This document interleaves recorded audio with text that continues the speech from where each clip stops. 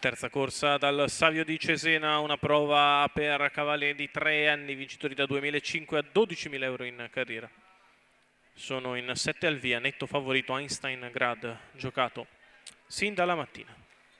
Con il numero 1 Enki Brown F, Vincenzo Pescoglio dell'Annunziata, 2 Esmeralda Trio, Marco Stefani, 3 Eva Light, Marco Basile, 4 Esplosivo GSO, Natale Cintura, 5 Einstein Grad, Roberto Vecchione, 6 Ecce Bombo Jet, Andrea Vitagliano. In seconda fila 7 Leomeda Jet, Salvatore Cintura.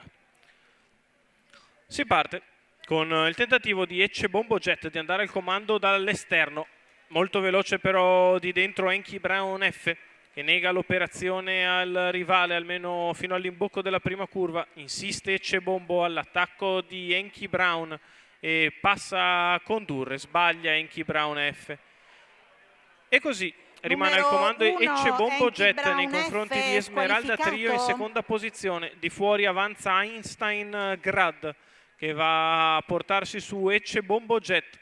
Vediamo le scelte di Andrea Vitagliano, che guida il gruppo. Arriva forte Einstein Grad e passa a condurre 32 per il primo quarto di gara.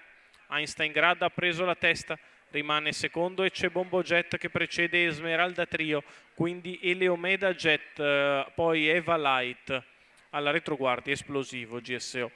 44,7 per i primi 600 metri di corsa, ha preso il via Einstein Grad, che si è ingambato in 250 metri e poi ha innestato un bel rapporto lungo. 28,7 per il mezzo miglio di gara. Si viaggia sul piede dell'1,13,5 e il ritmo tende ad aumentare, non a diminuire quando siamo al chilometro.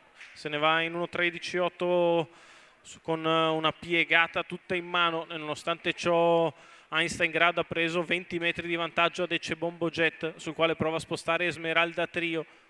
Quindi gli altri, comandati sempre da Eleomeda Jet, che precede Eva Light, Esplosivo GSO, la rete line 14,5, 29,4 questi 400 metri per Einstein Grad, che prosegue indisturbato leader, mentre Esmeralda Trio cerca di scavalcare Ecce Bombo Jet, seguita nelle mosse da Eleomeda Jet. Questo in un'altra corsa però, perché nella retta d'arrivo entra da solo Einstein Grad. Einstein Grad che nel finale rifinisce il tutto in semplicità, vince netto, spegnendo i motori già 300 al palo. Seconda è Esmeralda Trio, terza è Leomeda Jet.